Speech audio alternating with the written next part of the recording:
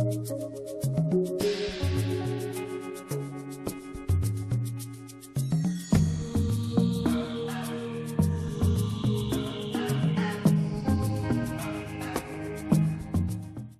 can't say that it was just the will of God and shout about it 2 months after something like that happens.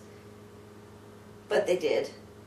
They talked about how that if you pray and you obey God and you obey your pastor, that everything will work out, that God will protect you, that things will be better for you. Really, was it better for those young men? They obeyed their pastor. They obeyed their pastor's son.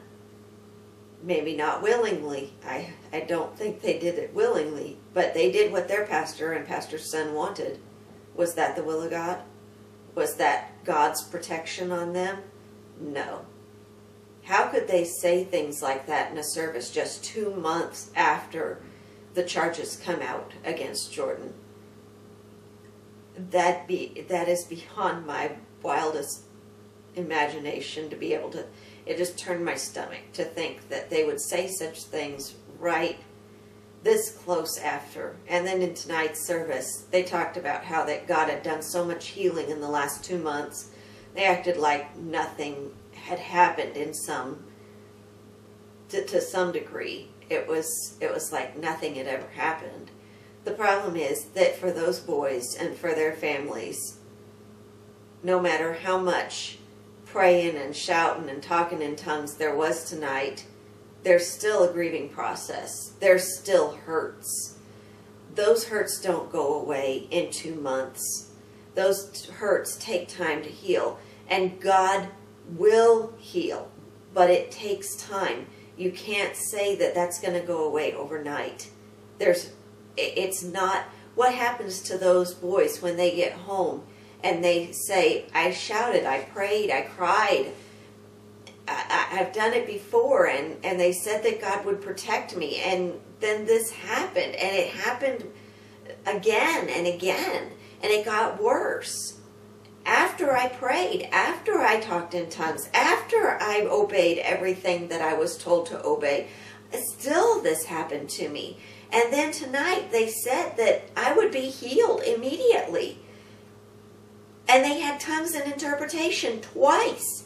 That there would be healing, great healing in the church. And I prayed and I cried and I cried out to God, and nothing changed.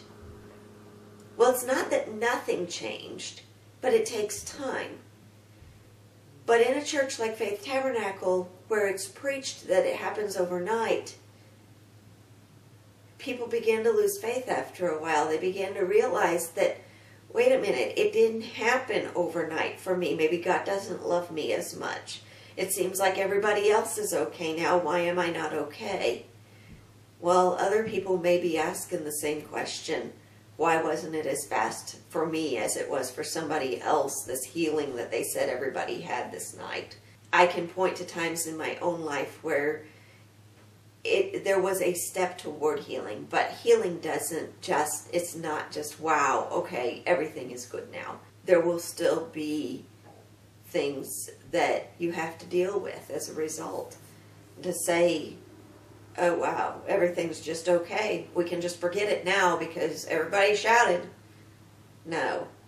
Because you had an emotional high, because you got excited one night for an hour, does not mean that everything is okay. And it is okay not to say. It's okay to say that not everything is okay just because you shouted for an hour. That's not saying anything against God. That's just saying it takes time.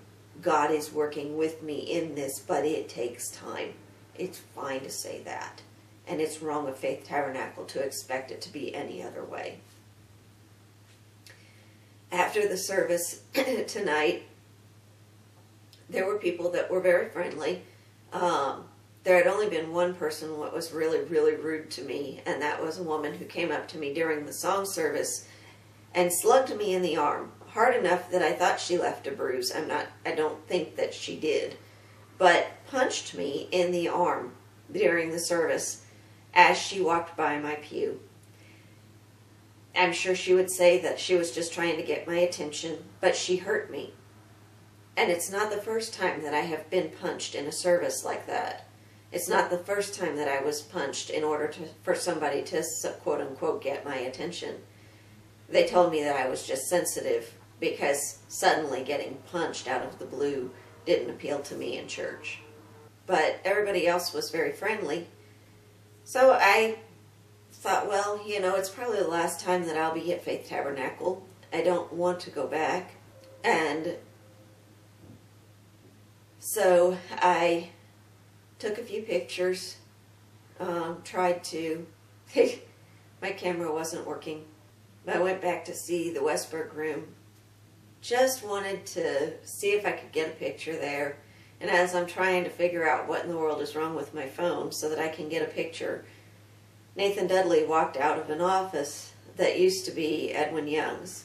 I was surprised to see him in the hall there and was a little bit embarrassed because I was back at the Westberg room. I didn't know if it was off limits to me or anything. He asked something about, or said something about glad that I was there tonight, and then asked me if I had been posting on the spiritual abuse website.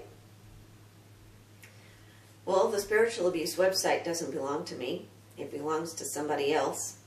I don't post on spiritual abuse on the main website. That is left to the administrator of the website, and I am not the administrator. The administrator's name is on the website. So that really surprised me. The website administrator is aware of me being, of what happened to me at Faith Tabernacle. She was a big help to me after I left because nobody else understood Pentecost enough to understand that what I was saying wasn't just insane. Letting me talk and work through it was a big help to me. But we talked on a private board. We didn't talk on the main website. To ask me point blank if I had posted on the main website to spiritualabuse.org just out of the blue really surprised me, and it made me very angry. So here I am. I guess since people would, I can't imagine a pastor coming up to you and accusing you of doing something that they have no evidence. And it wasn't a matter of, oh, what you say is okay or anything else. It was just, well, and I asked him why he would even ask such a thing. He says, well, because earlier today I was thinking about this and your name came to my mind. I think that my name came to his mind probably sometime during the service tonight, either while I sat in the back of the church without completely participating, or while I took a picture of the Westberg room. But I don't think it really came to his mind this afternoon. If it did, then it was not a thought from God the way that he said it was, in which case then people should be a little bit more aware. Why would my name come to his mind for a main board that the administrator's name is already gone?